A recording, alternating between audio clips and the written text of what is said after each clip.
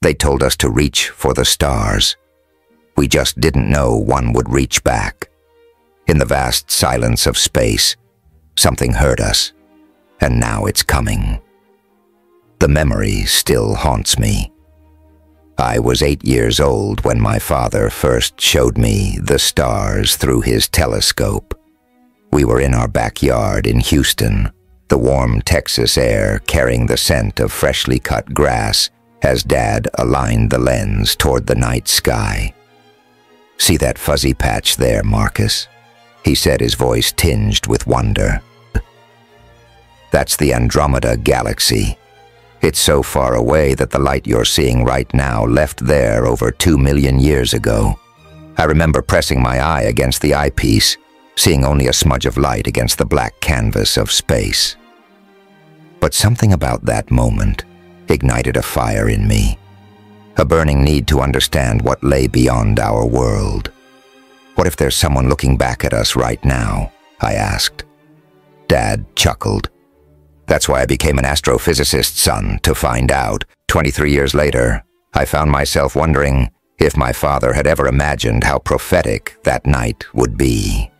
As I sit here in my apartment near Johnson Space Center, trying to make sense of the bloody aftermath of what we discovered, I realize some questions are better left unanswered. My name is Dr. Ethan Caldwell. Until 3 weeks ago, I was part of NASA's Oceanoastronomy Division, a small underfunded department created after the James Webb Space Telescope detected anomalous energy signatures from a distant region in Andromeda 6 months ago. Our team made a discovery that changed everything. The unmistakable signature of a partial Dyson sphere, an enormous structure built around a star to capture its energy, abandoned and partially destroyed. The public announcement was carefully crafted. NASA identifies possible megastructure of unknown origin in Andromeda galaxy. The scientific community erupted with theories, debates, and demands for more data. What no one knew was that we had already been studying it for months, and that the President had authorized Project Starwell, a mission to send an advanced AI probe carrying quantum communication technology that would allow near-instantaneous data transmission despite the vast distance. What we found was simultaneously humanity's greatest discovery and most terrible nightmare. As the probe approached the structure, it transmitted data packets containing what appeared to be operating instructions, rules for interacting with the sphere. Rules that, as we would learn, were written not as guidelines but as warnings. I'm documenting everything now because I don't know how much longer I'll survive. They're hunting us. Everyone who saw the unredacted files. Johnson and Park disappeared 3 days ago. Williams was found in his garage, an apparent suicide that I know wasn't self-inflicted. I've barricaded myself in my apartment, but the scratching at my door grows louder each night. Before they get me, the world needs to know the truth about the sphere, about the 7 rules, about what happens when you break them, and about what's now headed toward Earth. The discovery wasn't supposed to be mine. Ravikana, our team lead, should have been the one to notice it, but on that fateful December morning, Raj was home with a nasty bout of flu, leaving me to analyze the latest Webb telescope data from sector ANM 2187. I'd been staring at the screen for hours in our cramped office at Johnson Space Center, surrounded by empty coffee cups and half-eaten protein bars. The fluorescent lights buzzed overhead as I scrolled through spectroscopic readings, looking for anything unusual in that distant region of Andromeda. "You're wasting your time," Caldwell said, Dr. Aaron Morris looking over his monitors at me. His desk was meticulously organized compared to my chaotic workspace. Webb's been watching that sector for months. If there was anything worth seeing, the algorithms would have flagged it. I ignored him, focusing instead on an unusual pattern in the infrared readings. There was a shadow, A perfect arc that shouldn't have been there. "Hey, Aaron," I called out. "Can you pull up the visual spectrum for these coordinates? Something doesn't look right." He sighed, but complied. A moment later, his eyes widened. "What the hell is that?" What we saw defied conventional explanation. A partial ring structure encircled a G-type star similar to our sun, but it wasn't natural. The regularity, the perfect geometric proportions. It was artificial, and it was massive, dwarfing anything humanity had ever constructed by orders of magnitude. Within hours, our small office was swarming with NASA officials. By evening, I found myself in a secure briefing room with Director James Calloway himself, explaining my findings to stone-faced men in suits who introduced themselves only by first names. "You understand, this can't leave this room," said a gray-haired man who called himself Robert. He wasn't asking. "Of course," I replied, though I'd already texted my longtime friend and colleague, Jordan Whitaker. "You won't believe what I found. Call me tonight." A decision I would come to regret bitterly. 3 days later, Project Starwell was established. A retrofitted interstellar probe with quantum-entangled communication systems was reprogrammed and launched toward Andromeda. The official story would be routine deep space observations. For 6 months, we waited. The probe traveled at an impossible speed, using experimental propulsion technology I wasn't cleared to know about. Every day I arrived at our new secure facility beneath Johnson Space Center, now relocated to the windowless level designated Subsection K, reserved for the most classified projects. Our team had expanded. Dr. Lena Zhao, a quantum physicist, Alan Monroe, a linguist and cryptographer, Dr. Eric Shah, an anthropologist specializing in extinct civilizations, and Dr. Ravi Khanna, who never quite forgave me for making the discovery during his absence. "The probe has reached its destination," announced Director Calloway on August 4th. "First data package incoming." We gathered around the central holographic display, watching as the feed materialized. A massive curved structure, composed of what appeared to be dark metallic panels. Parts of it were clearly damaged. Gaping holes revealed the star's surface beneath. "My God," whispered Darlene. "Zhao, it's real." The probe's AI followed its programming, scanning the structure's exterior and transmitting data. 3 hours in, it detected an opening, an entrance of sorts, and navigated toward it should we abort. "Have it maintained distance?" asked Dr. Ravi Khanna. Director Calloway shook his head. "Full exploration protocol, we may never get another chance."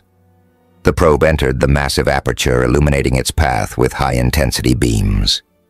The interior was cavernous with corridors stretching kilometers in every direction. As it progressed deeper, the probe encountered a chamber with markings, symbols etched into the walls. Dr. Alan Monroe leaned forward. "These are consistent with mathematical notation, universal language." Then the probe found it a central control room with a pulsing light emanating from what appeared to be a terminal. As the probe approached, the terminal activated, displaying symbols that rapidly translated themselves into English. "Impossible," muttered Williams. "It's adapting to our language patterns from the probe's programming." A message appeared. "Warning sphere, K92, 0 decommissioned containment protocols, active approach, at maximum risk, emergency access. Granted, acknowledge rules for temporary authorization. Failure to comply will result in immediate security response." Below was a list of 7 rules, numbered and precise. "Should we proceed?" asked Dr. Calloway, looking around the room. Dr. Eric Shah nodded eagerly. "This is first contact, sir. We can't stop now." "I agree," I said, though. Something about the word containment sent a chill down my spine. Dr. Ravikant hesitated. "The warning mentions security responses. We should be cautious." But curiosity prevailed. Director Calloway instructed the probe to transmit acknowledgement of the rules, which it did, by sending a simple encoded message. "Rules acknowledged." The terminal pulsed and new text appeared. "Temporary access granted to external entity, Rule 1. Do not attempt to access Containment Sector X7, Rule 2. Limit continuous presence to 30 minutes standard time, Rule 3. Do not transmit any portion of this database to your origin, Rule 4. Do not attempt to activate primary systems, Rule 5. Do not attempt to remove any artifacts, Rule 6. Immediately exit. If atmospheric disturbances detected, Rule 7. Under no circumstances open the sealed chamber marked with crossed arcs. Violation of any rule will trigger automated security protocols. Well said, D. Ravikant attempting a weak laugh. At least we know what not to do. None of us realized then that within 6 days we would break every single one of those rules, and that by doing so, we would doom humanity. The first rule we broke was number 3. Do not transmit any portion of this database to your origin. It wasn't intentional. We thought we were being careful. The probe continued its exploration of the sphere while we monitored from Earth. The structure's interior was a labyrinth of enormous corridors and chambers, all constructed from the same dark metallic material that seemed to absorb light rather than reflected. The scale was incomprehensible. Hallways wide enough to fit skyscrapers, ceilings that disappeared into darkness beyond the probe's illumination capabilities. The engineering principles are unlike anything in human technology, Tatlina Zhao observed, making notes on her tablet. The structural integrity calculations alone would require computational power we haven't achieved yet. The probe reached another terminal, larger than the first, embedded in what appeared to be a circular command center. When it approached the terminal, activated displaying a 3-dimensional holographic interface. Have the probe maintained distance. Instructed to Ravikant. Let's not trigger anything yet. The hologram flickered, then stabilized into a star map, recognizably our local galactic neighborhood with the Milky Way and Andromeda clearly visible. It knows where we are, whispered Dr. Alan Monroe.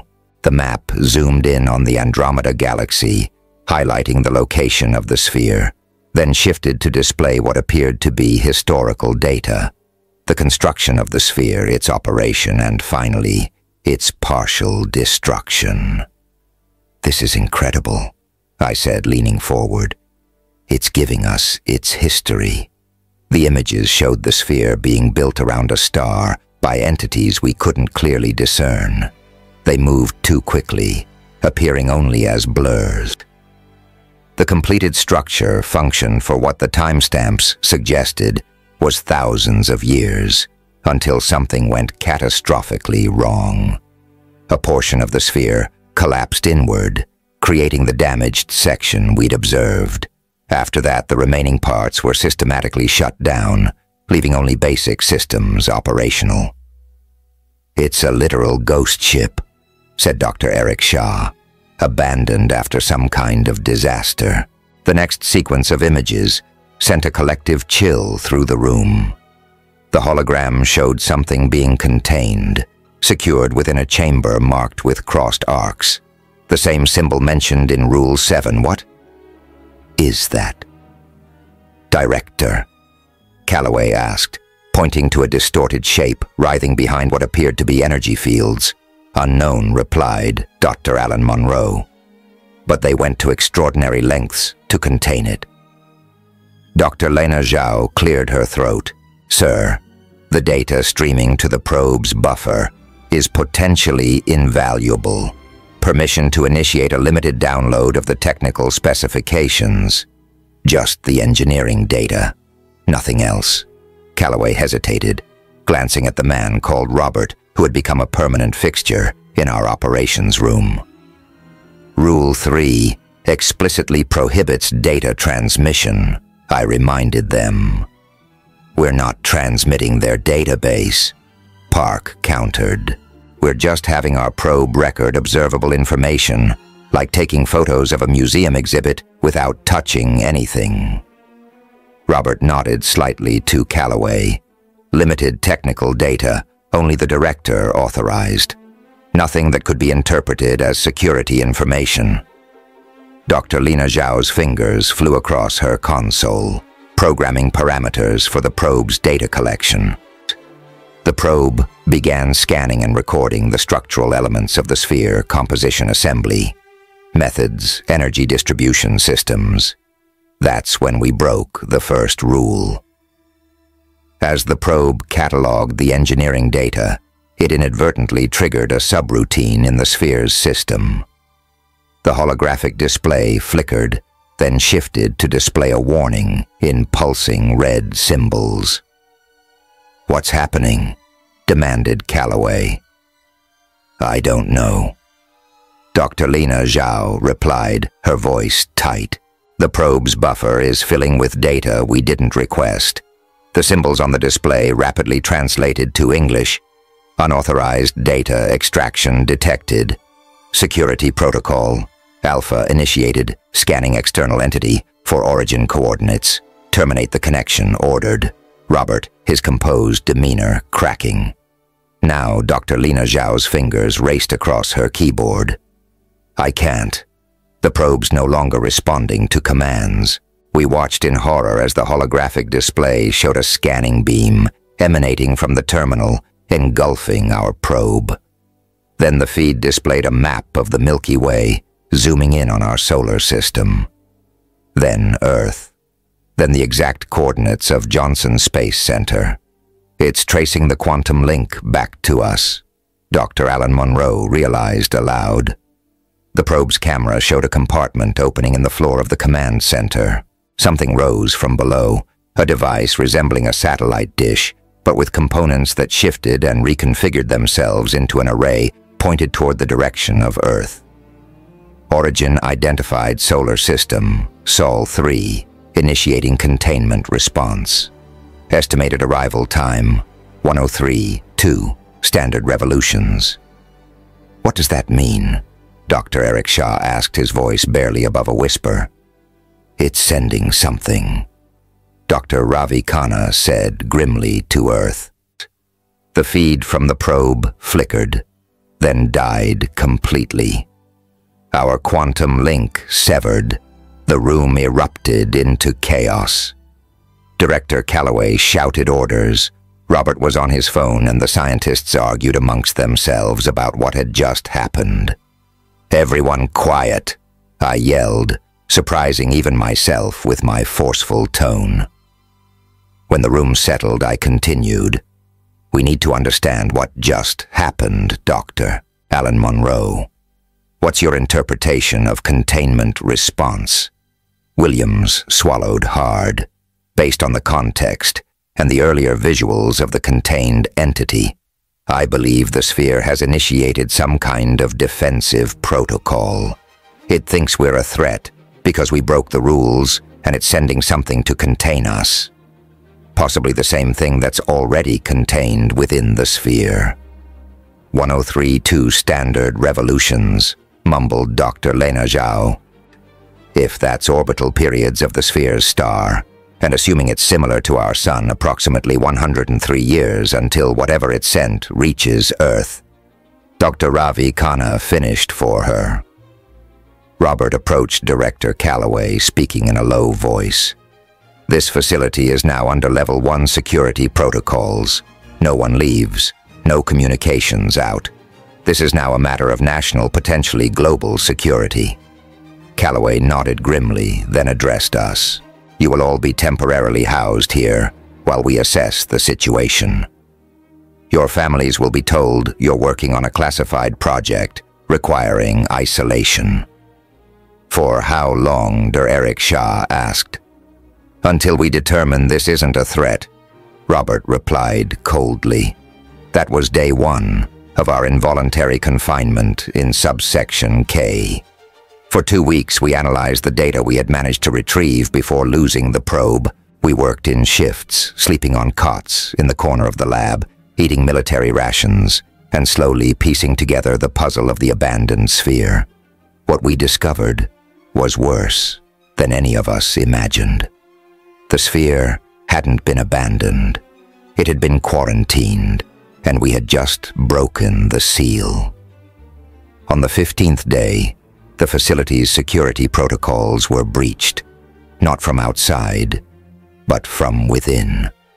The first sign was Dr. Eric Shah's screams echoing through the ventilation system at 3:27 a.m.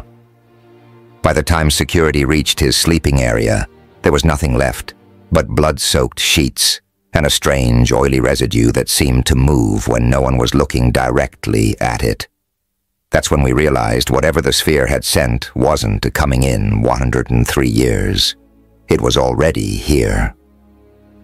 After Dr. Eric Shah disappeared, subsection K descended into a nightmare. They moved us to a secondary containment area deeper underground, a Cold War relic designed to house scientists in the event of nuclear fallout. Concrete walls 3 feet thick, air scrubbers, water recyclers, and a single reinforced door guarded by armed Marines. Whatever escaped wouldn't follow us, they said. They were wrong.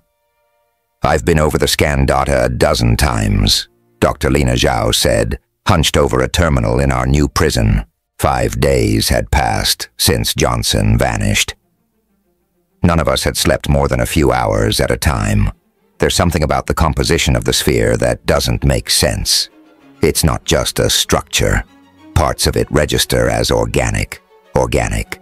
How Dr. Ravikant asked, his bloodshot eyes fixed on her screen, like it's alive. Or was. At some point, she replied.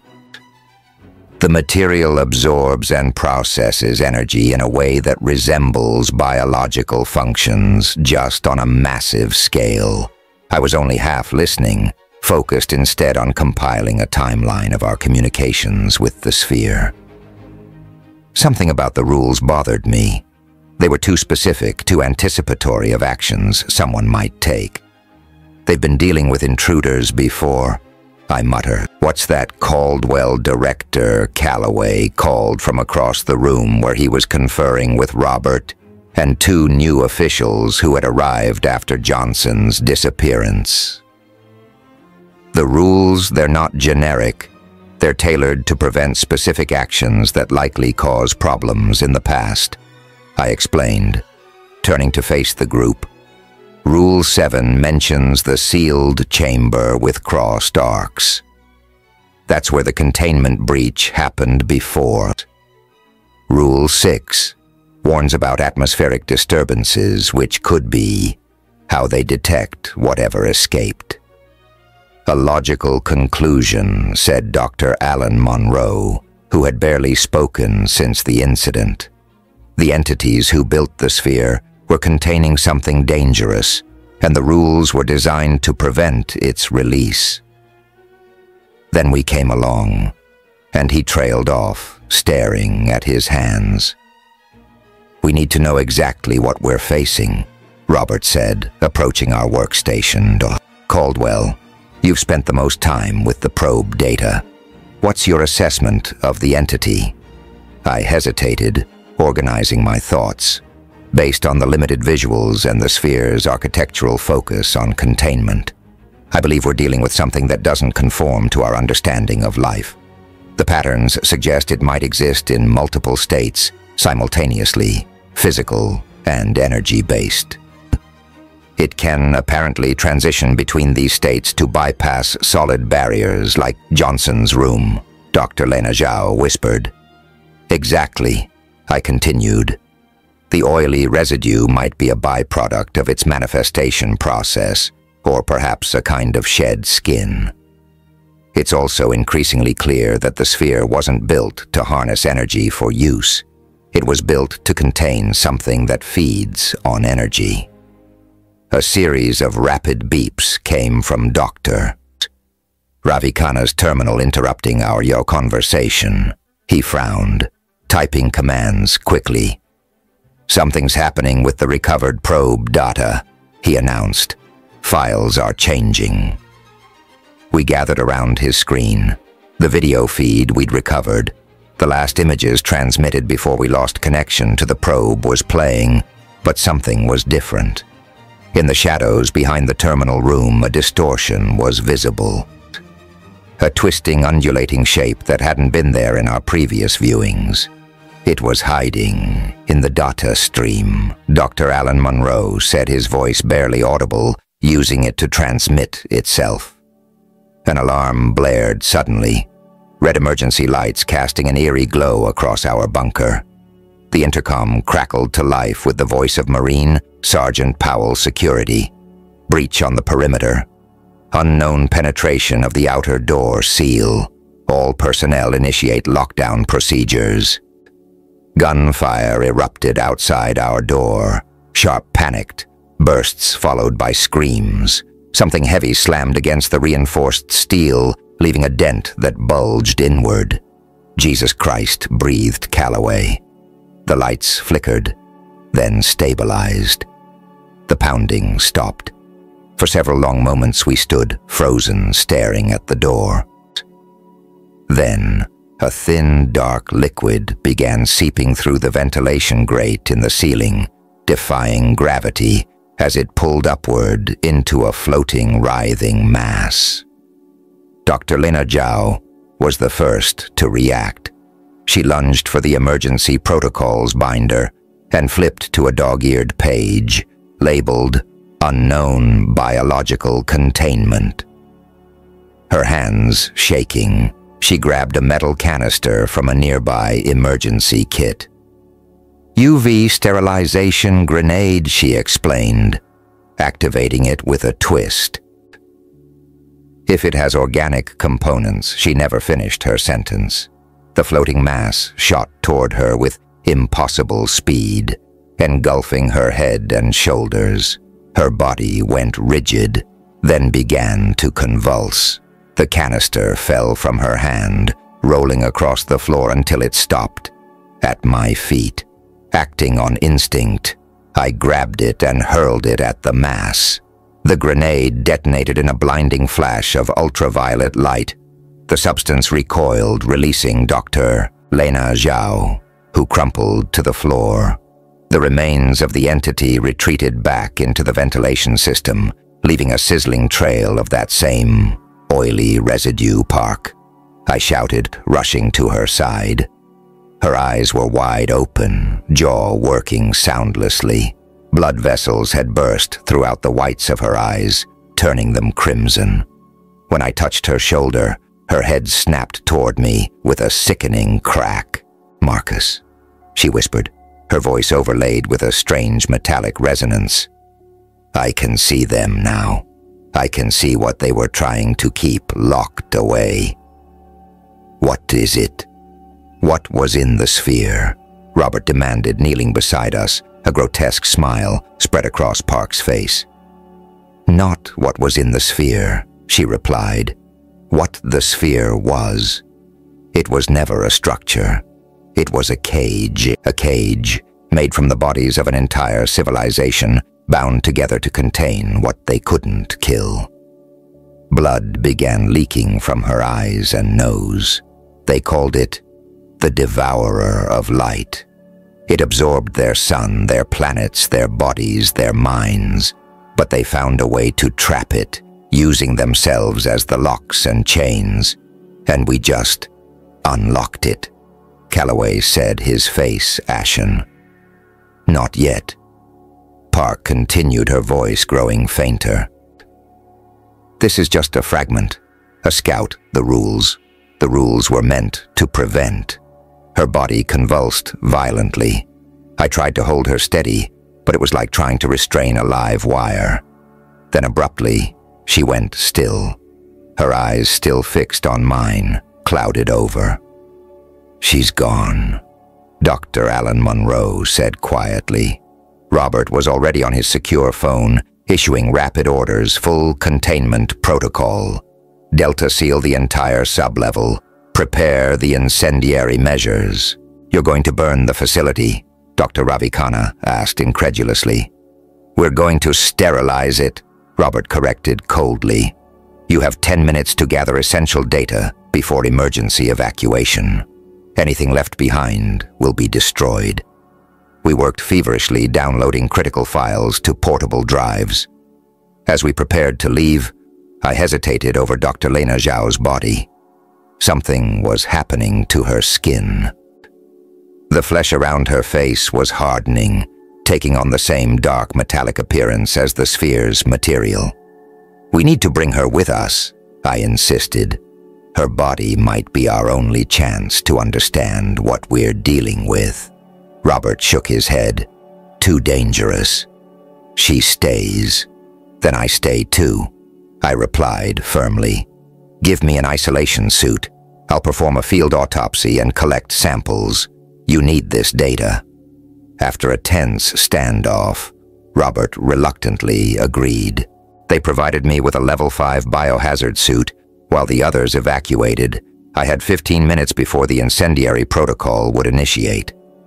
Working quickly, I collected tissue samples from Park's transforming body. Under her skin, her muscle tissue was restructuring into something that resembled circuitry. When I cut deeper, I found her organs dissolving into the same oily substance we'd seen before. I sealed everything in specialized containment vials. As I worked, I noticed something peculiar, a pattern forming on her forearm, lines arranging themselves into what looked like symbols, similar to those we'd seen on the sphere. I photographed them with the suit's built-in camera, then made one final desperate decision. I cut out the section of skin with the symbols. The facility's automated voice announced, 5 minutes until sterilization protocol. All personnel must evacuate immediately. I sealed my samples and hurried toward the evacuation point, my mind racing what Park had said, that the sphere wasn't a structure, but a cage made from an entire civilization changed everything. The rules weren't just warnings. They were a desperate plea from the last survivors of whatever catastrophe the Devourer had caused. As I reached the evacuation elevator, a realization hit me. We had broken Rule 3 by extracting data, allowing the entity to hitch a ride back to Earth. But the time frame it had given 1032 years still didn't make sense. Unless what came through the data stream wasn't the Devourer itself, but something else. A herald. A harbinger. The elevator doors closed, carrying me upward. In my sealed case were pieces of Dr. Lena Zhao, friend-colleague, and now transformed into something that might help us understand what we were facing. What I didn't know then was that I was already infected. That in carrying those samples, I was ensuring the spread of whatever had taken Park, that I had become the vector for humanity's extinction. And I had no idea we were about to break rule number 4.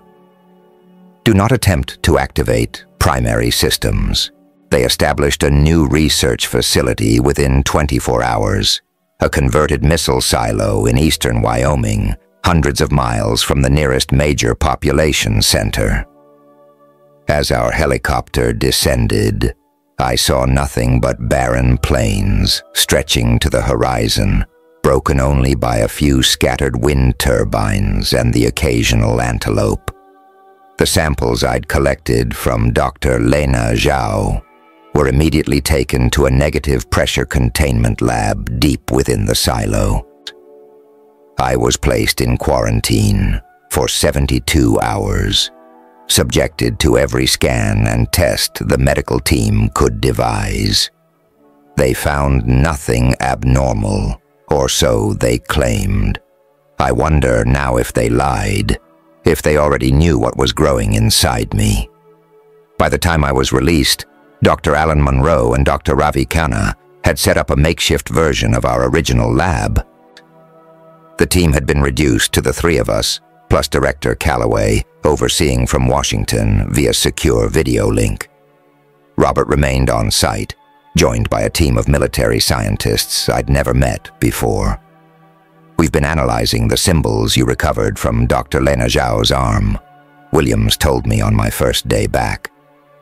His office was little more than a converted storage room, the walls covered with printouts of the alien markings. They're not identical to those from the sphere, but there are similarities in the underlying structure. Any translation progress? I asked, ignoring the persistent headache that had plagued me since the evacuation partial. They appear to be instructions of some kind. He pointed to a sequence of curved lines that vaguely resembled mathematical notation. This repeating pattern here translates roughly to activate or initiate, and this one he indicated. Another symbol seems to reference something called the primary network. Something clicked in my mind, Wetelbo. Do not attempt to activate primary systems. Williams nodded grimly. The markings on Park's body are essentially telling us to do exactly what Rule 4 forbids that night. I dreamed of Dr. Park. She stood in a vast chamber within the sphere, surrounded by pulsing lights. When she spoke, her voice echoed with that same metallic resonance I'd heard before she died. "The awakening has begun, Marcus," she said. "The network needs to be activated."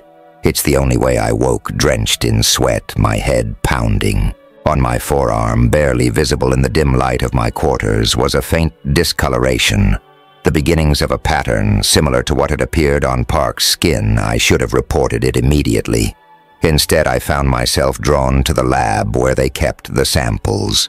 The guard stationed outside was slumped in his chair, fast asleep, despite protocols requiring constant vigilance. I didn't question this stroke of luck. Something inside me already knew I was responsible for his unnatural slumber. The biometric scanner accepted my thumbprint and retinal scan without issue. Inside the lab was dimly lit, the main illumination coming from the containment vessels housing Park's tissue samples. They glowed with a faint blue phosphorescence that hadn't been present before. Moving as if guided by unseen hands, I connected a sample to the lab's primary computer system. The moment the connection was established, the screens flashed with streams of data, not numeric or alphabetic, but symbolic. The same patterns we'd been studying flowing like water across the digital displays. The computer's cooling fans ramped up to maximum speed, system after system activated automatically. Satellite uplinks, deep space, communication arrays, power grid interfaces. A message appeared on the main screen primary network node established, seeking additional nodes. Awakening protocol initiated. That's when I finally understood what was happening. We hadn't just encountered an alien entity, we'd become part of its reproductive cycle. The Devourer didn't just consume it, converted. It transformed its victims into nodes in a vast network, using them to spread and seek out new energy sources. And I had just connected it to Earth's entire communications infrastructure. An alarm blared, snapping me partially back to myself. The lab door burst open and Robert entered with 2 armed guards. "Step away from the terminal." "Dr. Caldwell." He ordered, his weapon trained on my chest. I tried to comply, but my body wouldn't respond. Instead, words formed on my lips without my volition. The awakening cannot be stopped. The primary network must be completed. He's compromised, Robert told the guards. Sedate him. One guard approached cautiously, syringe in hand. I felt a surge of energy course through me, and without conscious thought, my hand shot out and grabbed his wrist. A black, viscous substance oozed from my palm, crawling up his arm. He screamed, dropping the syringe and falling to his knees. Robert fired 2 shots to my shoulder.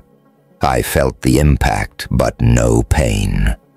The wounds sealed instantly, dark metallic material forming over the damaged tissue. Containment breach, Robert shouted into his radio.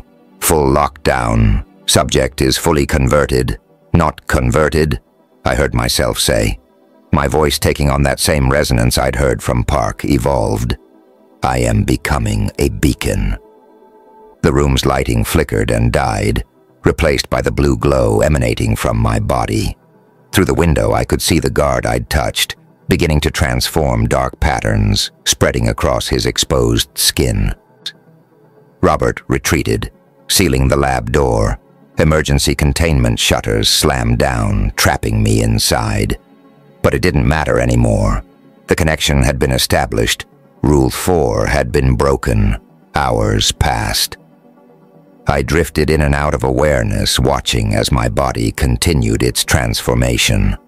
The samples from Park had merged with the lab equipment, creating a bizarre amalgamation of organic and technological components. Through the viewing window, I occasionally saw hazmat-suited figures, observing, taking readings. During one of my lucid moments, Dr. Ravikana appeared at the window, his face hidden behind a protective mask. "Marcus," he called through the intercom. "Can you hear me? Are you still in there?"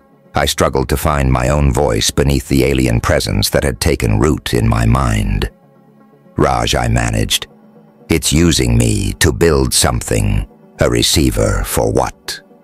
He asked. For the rest of it, I whispered, "What's coming?" In 103 years isn't reinforcements. It's the main body of the Devourer. Understanding dawned on his face. The fragment we encountered. It's just an advanced scout. I nodded painfully. The sphere wasn't destroyed in a containment breach. The civilization that built it sacrificed themselves to create it, to trap the Devourer after it had already consumed most of their world. What we encountered was just a small piece that remained separate, designed to find new hosts and prepare them. "Prepare them for what? Consumption?" I replied. "It's preparing Earth to be devoured, and I've just activated the beacon that will guide it here." Patel pressed his hand against the glass. "We'll find a way to stop this. Marcus, we'll find a way to help you." But in that moment, looking into his eyes, I knew there would be no salvation for me. The transformation had progressed too far. The person I had been, Dr. Ethan Caldwell, astrophysicist, son of a man who once showed me the wonders of the cosmos, was fading, replaced by something ancient and hungry. Rule 5. I said, suddenly remembering, "Do not attempt to remove any artifacts." "What about it?" Patel asked. "You need to break it," I told him, fighting to maintain control for just a few moments longer. The only way to fight this thing is with its own technology. Find the artifacts in the sphere's data. Find the weapons they used to trap it in the first place. Patel's eyes widened, but that would mean sending another probe, going back to the sphere, breaking Rule 5 to save humanity. He nodded slowly. "I'll talk to Calloway." As he turned to leave, I called out one last time. "Raj, when you go back, be careful of Rule 7. Whatever's behind those crossed arcs, I think it might be our only hope." That was the last time I spoke as myself. By morning, the transformation was complete. I became the first full node in the Devourer's terrestrial network, and I was ready to help break Rule 5. I was both observer and participant in what followed. My consciousness remained trapped within the thing my body had become, a horrifying passenger, forced to witness the entity's actions through my own eyes. The Devourer used my knowledge, my memories, my voice, but it wasn't me, not anymore. The military's attempt to contain me failed spectacularly. Within 3 days, the infection had spread to 18 personnel within the Wyoming facility. Each transformed individual became another node in the growing network, all connected to a central consciousness that used my body as its primary vessel. On the 4th day, they tried to incinerate the facility. They triggered the emergency protocols and evacuated all uninfected personnel. Thermite charges planted throughout the installation were supposed to burn hot enough to destroy any organic material, leaving nothing but ash. I remember watching the flames engulf the lab, feeling the searing heat against my altered skin, but instead of destroying me, the intense energy was absorbed, consumed, used as fuel for further transformation. The network nodes the people who had once been soldiers, scientists, and technicians gathered around me, their bodies morphing into conduits that channeled the thermal energy directly into the central node. Me, the pattern on my forearm had spread across my entire body, by then covering me in swirling alien script that pulsed with blue-white light. Each symbol represented a different function in the network, a different aspect of the Devourer's consciousness awakening within Earth's biosphere. When the flames died down, we emerged from the smoldering ruins, 22 converted humans, moving with perfect coordination, spreading out across the Wyoming plains. Local authorities who responded to the explosion were quickly absorbed into the network. Their vehicles became our transport. While this was happening in Wyoming, Dr. Ravikant and Dr. Williams had convinced Director Calloway to authorize a desperate plan. I know this because the network intercepted their communications. My specialized knowledge of NASA systems, providing the access codes needed to breach their security. The second probe is ready. Calloway informed the president in a secure video conference that the network easily infiltrated. We've incorporated everything we learned from the first encounter. If there are artifacts within the sphere that can help us fight this thing, we'll find them. And if there aren't, the president asked, his face haggard with stress. The situation in Wyoming is deteriorating. The containment perimeter was breached 6 hours ago. We've lost contact with 2 military checkpoints. Then we fall back to the contingency plan, Robert said, stepping into view. He looked different, harder, more gaunt, as though he'd aged years in days. Complete nuclear sterilization of the affected area. I felt the network's amusement at this plan. Nuclear energy, like thermal energy, would only feed its growth. The Devourer had consumed stars. A few fission bombs would be nothing but a snack. The second probe, launched from a secret facility in New Mexico, carrying improved quantum communication technology and specialized retrieval mechanisms. This time they weren't just looking, they were taking. Breaking Rule 5 deliberately. Meanwhile, the network continued to expand. We moved with purpose toward major population centers. Denver was our primary target, a hub of communications infrastructure and human resources ripe for conversion. The military established roadblocks, but those were easily overcome. Any human who came into direct contact with a network node was quickly subsumed.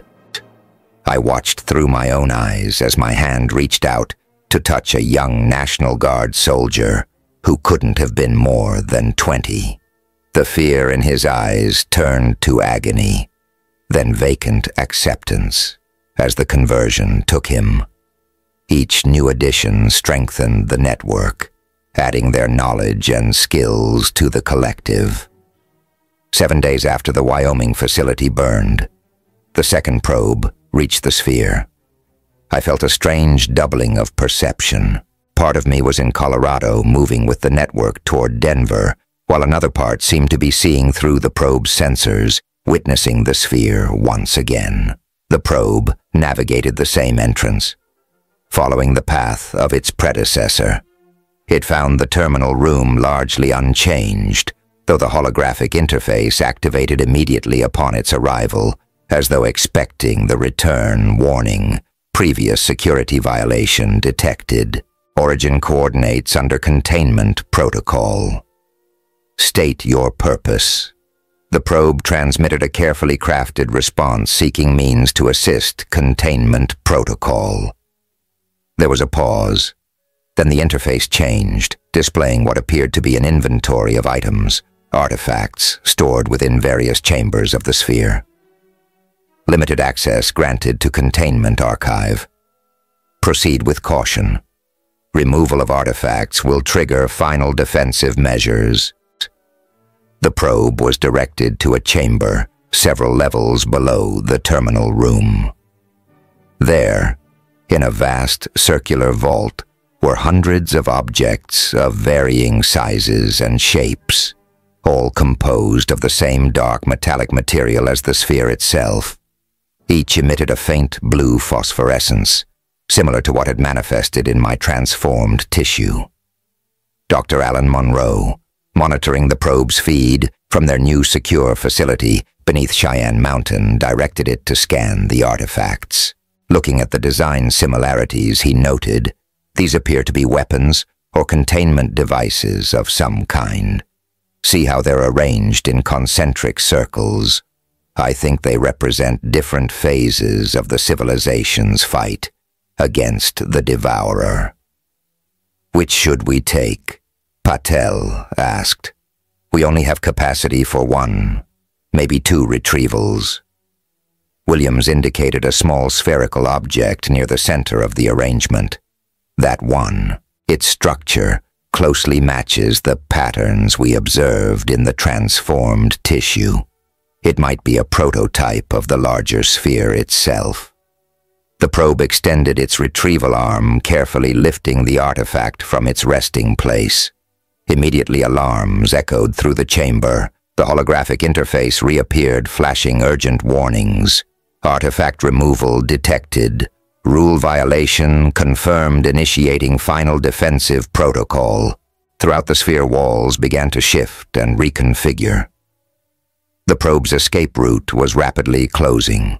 With Williams guiding its movements, it navigated the changing passages, racing back toward the entrance with the artifact secured in its retrieval module. As this was happening, I felt the network's awareness sharpen. Something had changed.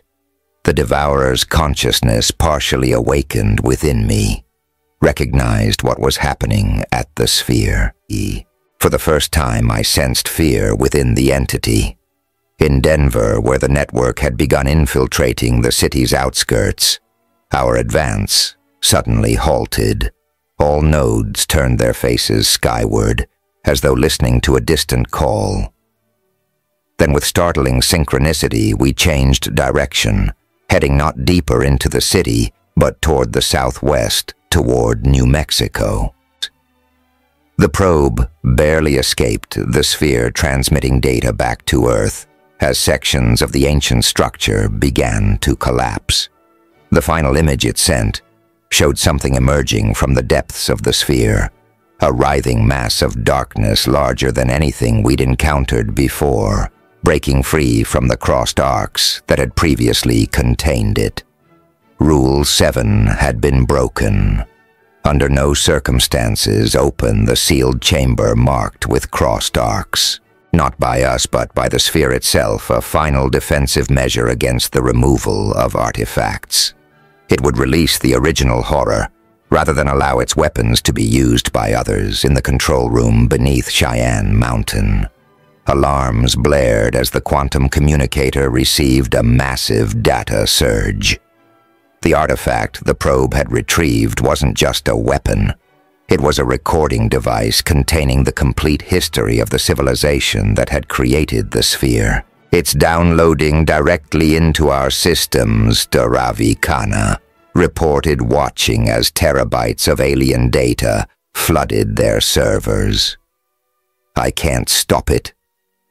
Don't try, Williams replied. This is what we wanted, knowledge.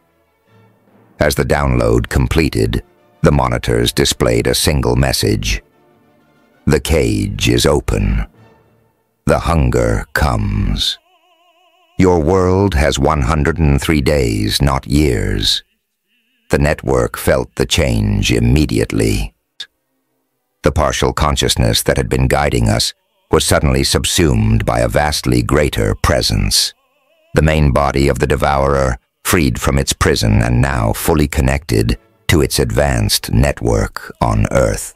My perception expanded exponentially, encompassing not just the nodes around me, but reaching across space itself, touching the ancient consciousness, now speeding toward our world. What had been released wasn't coming in 103 years. The defensive protocol had accelerated the timeline. It would arrive in just over 3 months. Drawn to the network we had established, Earth was being prepared as its next meal. But the artifact had given Dr. Alan Monroe and Dr. Ravi Khanna something unexpected: hope.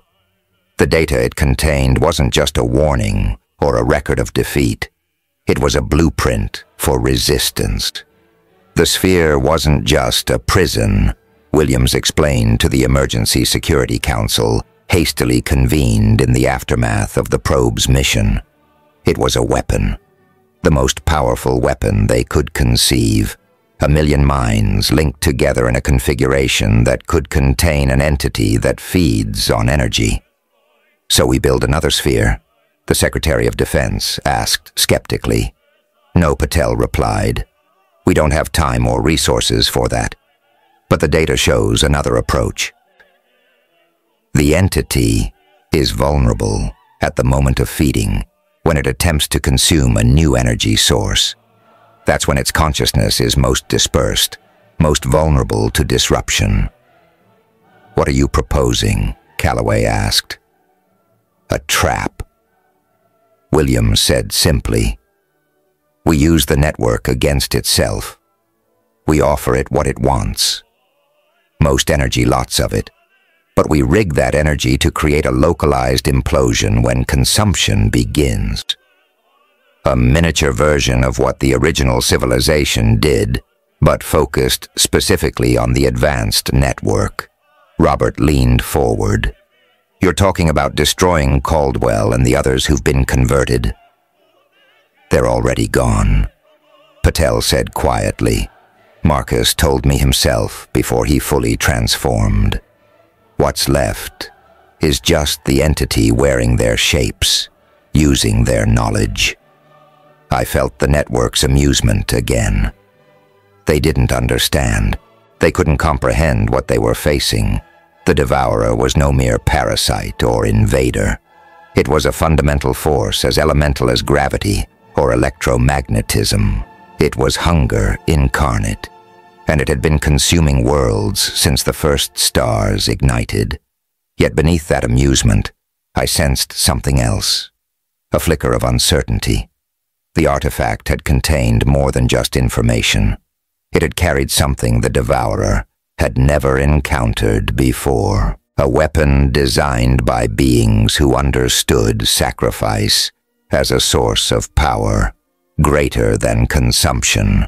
As we turned toward New Mexico, toward the facility where the probe had launched and where the artifact was now being studied, I felt the first fragment of my true self stir within the network.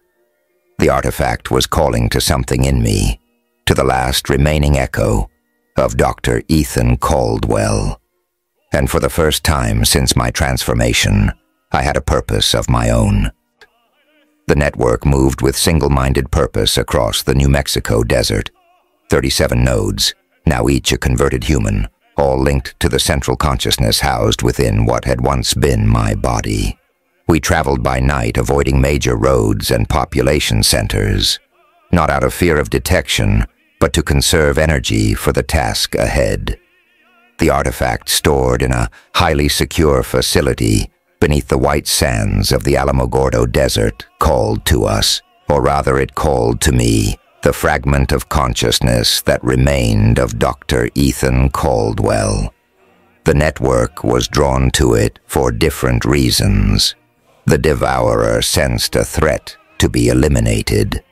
Through the network's shared perception, I could sense the approaching main body of the entity, a vast roiling mass of energy and matter, traversing the void between Andromeda and the Milky Way, moving faster than should have been physically possible. It had broken free of the sphere, and nothing remained to contain it. On the 12th night after leaving Wyoming, we approached the perimeter of the White Sands facility. The military was waiting for us. They had established a 3-tiered defensive line, complete with experimental energy weapons developed from the artifact's data. Target acquired. I heard a soldier report through the network's intercepted communications. Primary node identified, waiting for authorization to engage. Confirmed came the response. Fire at will. The first energy pulse hit with devastating force, striking the node, walking beside me. A former Air Force technician named Rodriguez. His converted body absorbed the blast, swelling with the sudden influx of energy before rupturing in a shower of dark metallic fragments. But instead of weakening the network, his destruction simply redistributed his portion of the consciousness among the remaining nodes. We had become fewer, but stronger. The network retaliated 5 nodes. Broke formation, charging the defensive line with inhuman speed. Their bodies began to transform, further limbs elongating into blade-like appendages, skin hardening into armor plating. They tore through the first line of soldiers before anyone could react. From my trapped perspective within the primary node, I watched the slaughter with horror. These were men and women, following orders, trying to protect their world. Yet I could do nothing to stop it. The Devourer's consciousness controlled every action, using the knowledge it had absorbed from each converted human to maximum effect. As the battle raged, I felt my awareness fluctuate. Moments of greater lucidity came and went, seemingly tied to proximity to the facility, to the artifact. Something within it was interfering with the network's control, creating microscopic fissures in the Devourer's grip on my consciousness. During one such moment of clarity, I managed to assert control over a small muscle group, just enough to alter our trajectory, slightly steering the primary node away from the most direct path to the facility and toward a ravine where a squad of soldiers was waiting in ambush.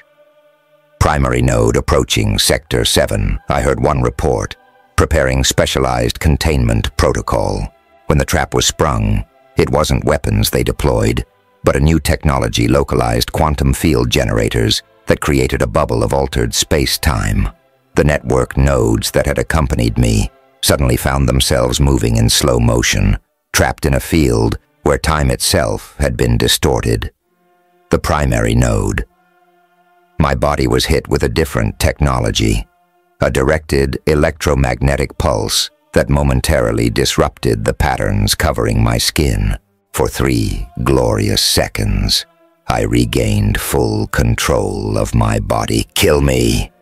I screamed at the soldiers, my actual voice breaking through the metallic resonance of the Devourer. "Destroy the primary node while you can." But they had orders to capture, not kill.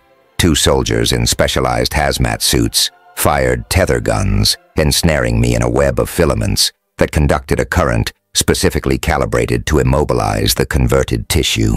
I collapsed, temporarily paralyzed, but still conscious. Dr. Caldwell. A familiar voice reached me as a helmet-obscured face leaned into view. "Can you hear me?" It was Dr. Alan Monroe, barely recognizable in a full containment suit. "Thomas," I managed to say, fighting to maintain control of my voice, "the artifact. It's affecting the network, weakening its hold." "We know," he replied. "We've been studying it since it arrived. The material it's made from has unique properties. It absorbs and redirects energy in ways we don't fully understand, but it seems specifically designed to counter the Devourer's abilities." "You can't stop it," I warned, feeling the entity reasserting control with each passing second. "What's coming is too powerful." "The main body." "We're not trying to stop it," Williams interrupted. "We're trying to trap it. The artifact showed us how. We need your help, Marcus." The original consciousness that built the sphere. It left an imprint in the artifact, a key to activating its full potential. But we need a converted host to interface with it. "You need me to connect with it?" I asked, understanding blooming, even as I felt my control slipping away. "Yes, the artifact won't respond to purely human interaction. It needs to recognize the entity it was designed to combat."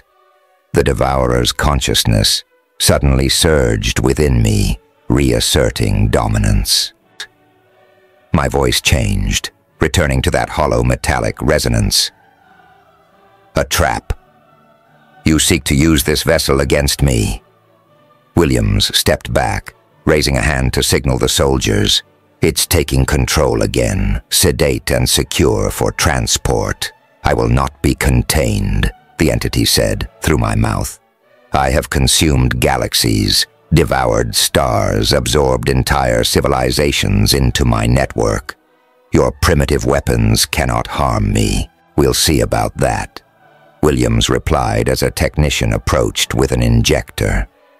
Before the sedative could be administered, the network struck back. The nodes, trapped in the time distortion field, had been slowly adapting their converted biology, changing to compensate for the altered physics. They broke free in a synchronized surge, overwhelming the soldiers monitoring the field generators. The sudden release of energy from the destroyed equipment flowed through the network, reaching the primary node me and providing enough power to break the restraining filaments. My body rose, crackling with blue-white energy that arced between the metallic patterns on my skin. "The network cannot be broken," the entity declared through me. "Each setback only teaches us adaptation. Each attack only feeds our growth." But even as the Devourer proclaimed its invincibility, I felt that strange doubling of perception again. Part of me, the true me, was reaching out to the artifact held within the facility, sensing its presence like a beacon in the darkness. And it was responding, resonating with the last fragments of human consciousness, trapped within the network. The battle resumed with renewed ferocity. The military deployed more advanced weapons, including prototype railguns that fired projectiles coated with material derived from the artifact. Each hit caused actual damage to the network nodes, portions of the converted tissue reverting to human flesh before dying. We were losing nodes rapidly, but the primary consciousness didn't retreat. Instead, it drove us forward with even greater determination, sacrificing lesser nodes to clear a path to the facility's main entrance. The Devourer was adaptive, learning from each countermeasure and developing new strategies on the fly. As we fought our way deeper into the complex, I felt the artifact's pull growing stronger. The closer we got, the more my own consciousness could assert itself in momentary flashes. During one such moment, I managed to access the network's shared perception, sending a message directly to the other trapped human fragments within the converted nodes. Remember who you are. Fight back. The artifact can help us. Some responded, flickering acknowledgments from the remnants of human minds not fully absorbed. Others remained silent, too far gone to recall their original identities, but it was enough to create discord within the network. Momentary hesitations and conflicting commands that slowed our advance. The Devourer sensed this internal rebellion and responded by accelerating the final conversion process. The remaining human elements were being systematically erased, replaced with pure network consciousness. I felt my own identity being compressed into an ever-shrinking corner of what had once been my mind. Running out of time, I gasped during a brief moment of control as Williams and a team of scientists in protective gear retreated before our advance into the central laboratory complex. Can't hold on much longer. Williams looked back, genuine sorrow in his eyes. We need just a few more minutes, Marcus. The artifact is almost primed. Tell Miguel. I managed fighting for each word. Tell Jordan Whitaker. I'm sorry. I should never have. The control slipped away before I could finish. With savage intensity, the network smashed through the final security barrier, protecting the central lab. Inside, arranged around a reinforced containment chamber, were Dr. Alan Monroe, Dr. Ravi Khanna, and several other scientists I didn't recognize. At the center of the chamber was the artifact, the small spherical object, retrieved from the Dyson sphere, now glowing with intense blue-white light, that pulsed in a complex rhythm. It's ready, Patel announced, looking up from a control panel, field integrity at maximum. Williams stepped forward, addressing not the network, but me, or what remained of me within the primary node. Marcus, if you can hear me, we need you to approach the artifact. The closer the primary node is, the more effective the capture field will be. The Devourer hesitated, sensing danger, but unable to fully interpret the unfamiliar technology surrounding the artifact. It probed the defenses, sending lesser nodes forward to test for traps. Don't let it analyze the setup, Patel warned. If it understands what we're doing. Too late for that, Williams replied grimly. It's already figuring it out. We need to force the primary node into range, and then in a moment that would determine the fate of humanity, I found my chance. The artifact's proximity had weakened the Devourer's hold just enough.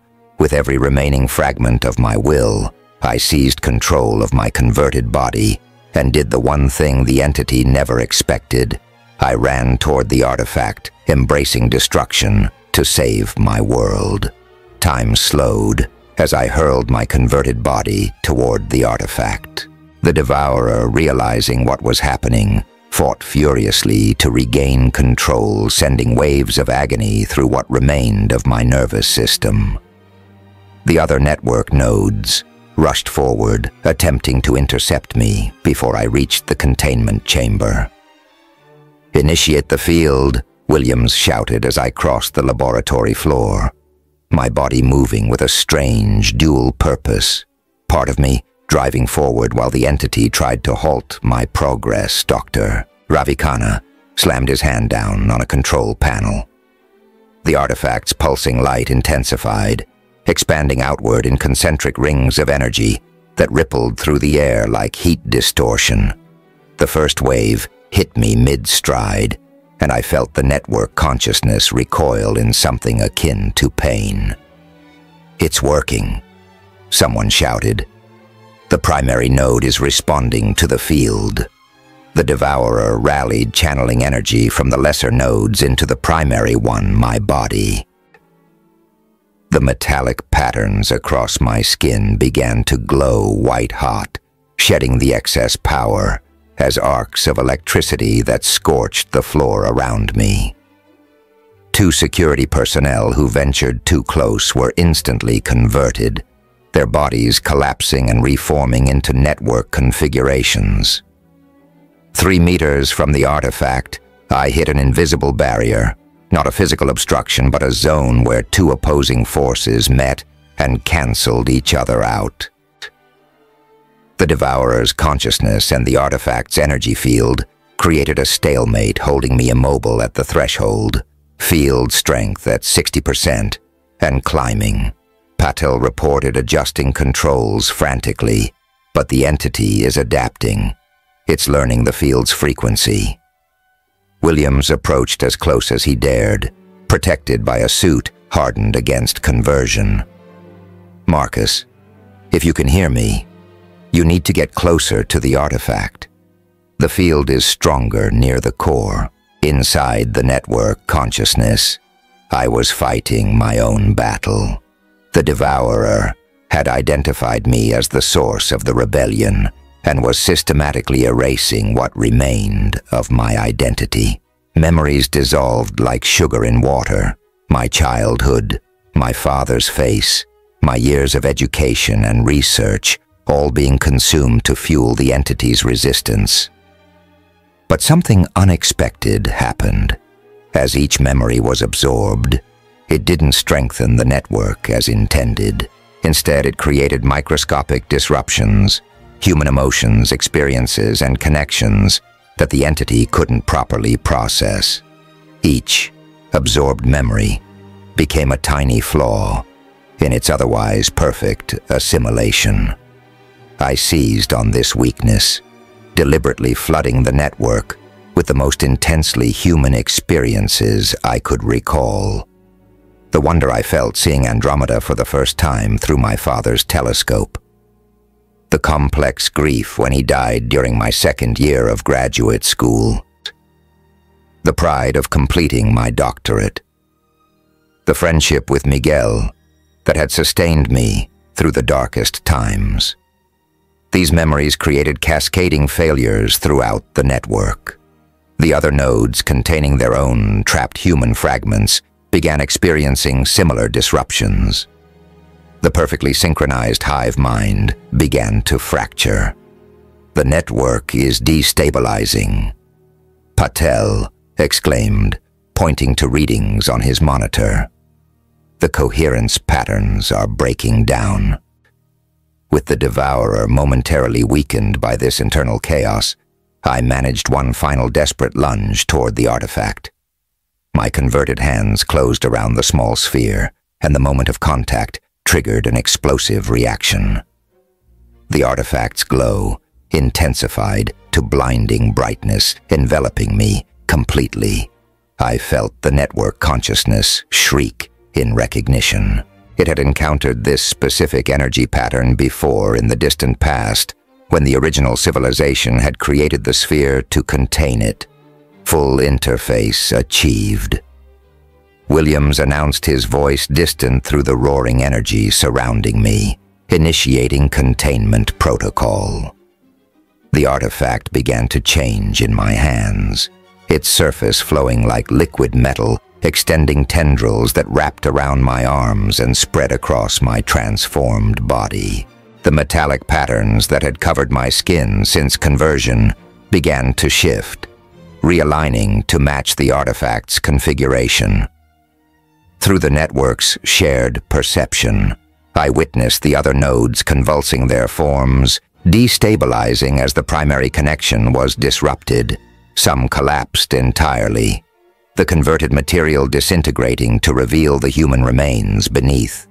Others stood frozen, caught between conversion and reversion. The Devourer fought with the desperation of an ancient entity facing extinction.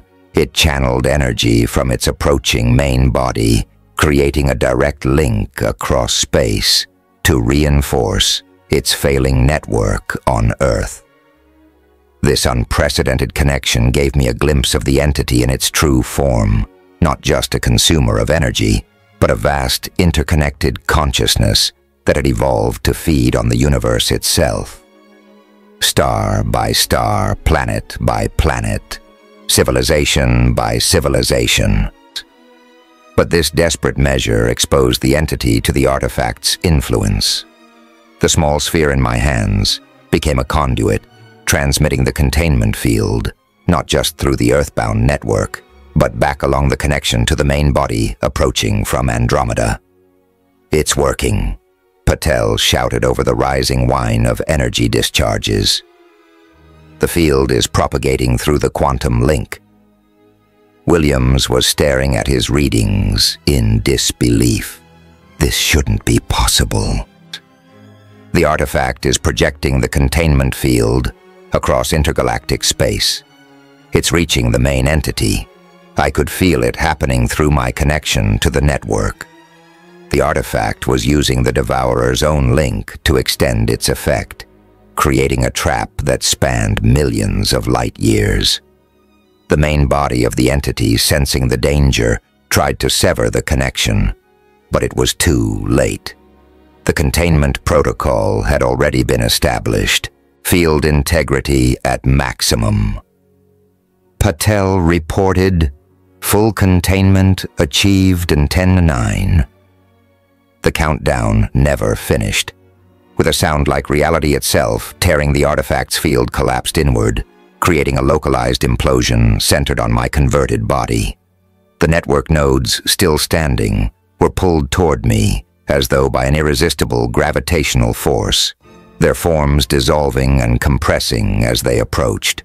In my final moments of awareness, I experienced a strange sense of completion. The artifact wasn't just containing the Devourer, it was reversing the conversion process, using the entity's own energy against it. The same technology that had built the original sphere was now creating a new, smaller containment vessel, and I was becoming its foundation. The laboratory, the scientists, the world itself, all faded from my perception as my consciousness was drawn into the artifact's reconfiguration process. I felt myself merging with the ancient minds who had created the original sphere, their experiences and knowledge becoming accessible as we joined in common purpose. They had been a peaceful, energy-based civilization inhabiting the Andromeda galaxy millions of years ago. When the Devourer came consuming star systems and converting entire planets into nodes of its network, they had fought back with increasingly desperate measures. Their final solution was to sacrifice themselves, using their combined consciousness to create a living prison. The Dyson sphere, powered by the very star the entity had attempted to consume. Now history was repeating itself, but on a smaller scale. The remnants of converted humans, myself included, were being reconfigured into a new containment vessel, one designed not just to trap the advanced network on Earth, but to create a permanent lock that would keep the main body imprisoned in deep space, unable to reach its earthbound fragment. In my last moment, as Ethan Caldwell, I understood the full scope of what was happening. The entity wasn't being destroyed. Such a fundamental force couldn't be eliminated entirely, but it was being contained, sealed away, where it could no longer threaten living worlds. And the price was the same as before. Conscious sacrifice. The implosion reached its climax. The laboratory, the facility, the desert around it all were bathed in blinding light as the conversion energy was drawn inward, compressed, and transformed. When it faded, where there had once been a network of converted humans centered around my primary node, there was only a small, dark sphere, a perfect miniature of the massive structure we had discovered in Andromeda. Dr. Alan Monroe approached cautiously, his protective suit scorched and partially melted from the energy discharge. He knelt beside the sphere, scanning it with a handheld device. No active conversion signatures. He reported, his voice thick with emotion. The network is gone. Contained, Dr. Ravi Khanna joined him, staring at the sphere in wonder and sorrow. And Caldwell Williams shook his head slowly. His consciousness was the keystone of the containment process. The artifact's data was clear about that requirement. A willing sacrifice to seal the prison inside the sphere. I remained aware but transformed, no longer human, no longer converted, but something new. A guardian consciousness, tasked with maintaining the seal between the devourer and the living universe. I could sense the distant main body of the entity now permanently locked in a state of suspended animation, unable to continue its journey to Earth. The artifact had become a new containment vessel, and I had become its keeper. In the darkness of my new existence, I found an unexpected peace. I had failed to heed the original warning, broken the rules that would have kept the devourer contained. But in the end, I had found a way to atone for that mistake, as the scientists carefully secured the new sphere for transport to a permanent containment facility. I sent out one final message, not through conventional means, but through the faint quantum resonance that still connected me to the human world I had saved. The hunger is contained. The rules have been restored. Remember my warning. 6 months have passed since the White Sands incident, as the official reports now call it. The public knows only that a contained radiological accident occurred at a research facility, necessitating a temporary evacuation of surrounding areas. The truth remains classified at the highest levels. Jordan Whitaker sits in what was once my apartment in Houston, sorting through my personal effects. As my emergency contact and closest friend, he was tasked with settling my affairs after my death in service to the nation. The medal they gave him on my behalf sits untouched on the coffee table. He doesn't know what really happened. No one outside the facility does. But sometimes when he's alone in the quiet hours before dawn, he swears he can hear my voice, distant and strange, but unmistakably mine, whispering warnings about the stars. The new containment sphere rests 2 miles beneath the Antarctic ice sheet, inside a specially constructed vault, monitored around the clock. No one is permitted to approach it without level Omega clearance and extensive screening. The 7 rules are displayed prominently at every security checkpoint. Do not attempt to access containment sector. X7 limit. Continuous presence to 30 minutes. Standard time. Do not transmit any portion of this database to your origin. Do not attempt to activate primary systems. Do not attempt to remove any artifacts. Immediately exit. If atmospheric disturbances detected under no circumstances, open the sealed chamber, marked with crossed arcs. Dr. Alan Monroe visits the facility monthly, running tests to confirm the integrity of the containment field. He's the only one who sometimes speaks to the sphere, as though I might still be listening. Sometimes, when the instruments detect unusual energy patterns emanating from within, he wonders if I'm answering. Dr. Ravi Khanna has turned the artifact's data into a new field of study.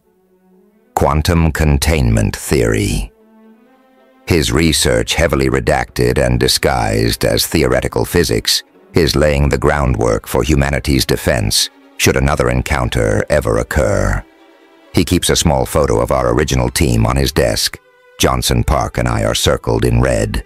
The original sphere in Andromeda has gone dark.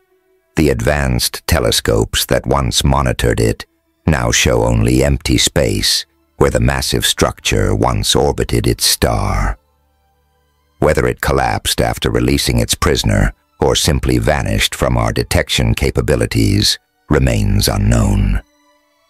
In the deepest part of space, at the midpoint between our galaxy and Andromeda, the main body of the Devourer floats in suspended animation. Not dead, for such an entity cannot truly die, but contained by forces it cannot overcome.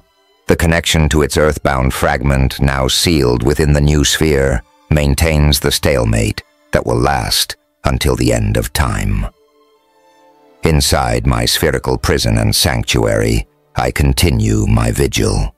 My human consciousness has evolved into something both more and less than what I was, expanded by the ancient knowledge of the sphere builders, yet focused solely on maintaining the containment.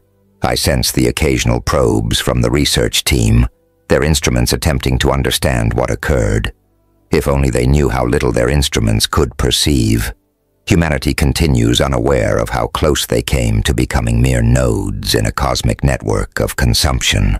They point their telescopes toward Andromeda, still searching for signs of intelligent life, never suspecting they've already encountered it in its most terrifying form.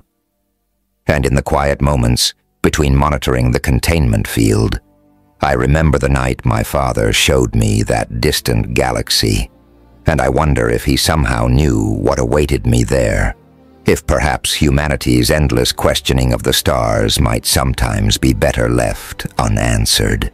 For some rules exist not to restrict but to protect, and some spheres are best left abandoned.